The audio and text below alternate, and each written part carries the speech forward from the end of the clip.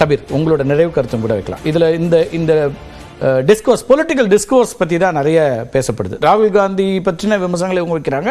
இவங்க என்ன விமர்சனங்களை முன்வைக்கிறாரு? பீட்டர் முக்கியமான ஒரு அம்சத்தை சொல்றாரு.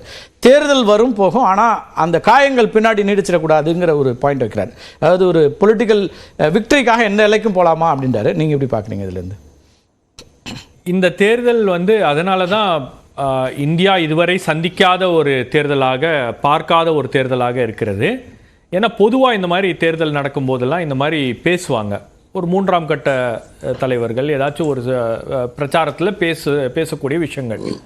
ஆனால் பிரதமரே முன்னின்று ஒரு 15% இஸ்லாமியர்களையும் மற்ற மாநிலத்தில் இருக்கக்கூடிய மக்களையும் வேறுபடுத்தி பிளவுபடுத்தி பேசக்கூடிய பேச்சு அப்படின்றது உண்மையிலேயே இந்த தேசத்தில் அந்த உணர்வை உடைக்கிறார்ல, அது நிச்சயமா அது சரி செய்ய முடியாது. 10 ஆண்டு காலமாக சிறுபான்மையினருக்கு ஒரு அச்சம் என்பது ஏற்பட்டிருக்கு. ஏன்னா உங்களுக்கு வட இந்தியாவில் நடந்திருக்கக்கூடிய சம்பவங்கள், ஒரு ட்ரெயினில் போய் தொப்பி போட்டிருந்தா அப்படின்றதுக்காக ஒரு காவல்துறை அதிகாரி துப்பாக்கி வச்சிருக்காரு, அவரே சுட்டுறாரு.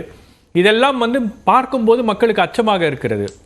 இன்னைக்கு இது இஸ்லாமியர்களை சொல்றாரு.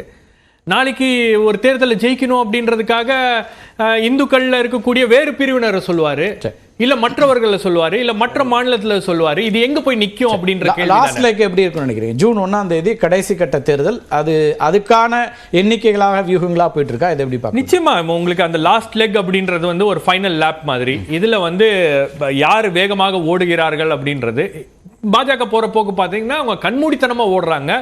ஏன்னா அந்த ஃபர்ஸ்ட் ஃபேஸுக்கு அப்புறமே அவங்க நினைச்ச வியூகங்கள்லாம் எதுவுமே சரியாக களத்துல எடுபடவில்லை அப்படின்றது ஒரு விஷயம். நான் ஏற்கனவே சொன்ன மாதிரி அவங்க கிட்ட ஒரு நரேட்டிவ் இல்ல.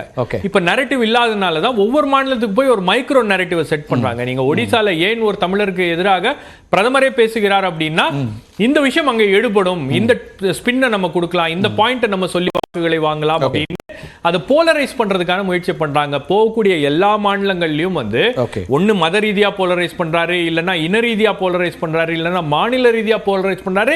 இதை யார் செய்கிறாருன்னா 10 ஆண்டு காலம் ஆட்சி செய்த பிரதமரே செய்கிறார். இன்னொரு பக்கம் 102 கேண்டிடேட்ஸ் மாற்று கட்சியில இருந்து வந்திருக்கக்கூடிய கேண்டிடேட்ஸ், அவங்களுக்கு தெரியும் ஆன்டி இன்கம்பன்சி இருக்கு அப்படின்னு. டெல்லியில 7 தொகுதிகள் 6 சிட்டிங் எம்பிஸை டிராப் பண்ணியிருக்காங்க. ஒரே ஒருத்தருக்கு சீட்டு, கௌதம் கம்பீர் உட்பட. கௌதம் கம்பீர்கிட்ட சொல்லிட்டாங்க, நீங்க வேணா IPL போய் ஜெயிச்சுக்குங்க, டெல்லி எலெக்ஷன்லாம் உங்களால ஜெயிக்க முடியாது, போயிட்டு வாங்க தம்பி அப்படின்னு அனுப்பிச்சுட்டாங்க. இதுதான் பாஜக ஸ்ட்ராட்டஜி கிடையாது. நீங்க உங்களுக்கு உங்கள் மீது அதிருப்தி இருக்கு அப்படின்றது தெரியும். அதை சரி செய்வதற்கான ஒரு நரேட்டிவ் பாஜக கிட்ட இல்ல. அதுதான் இந்த பேச்சுக்கள்ல இருந்து வெளிப்படுகிறது.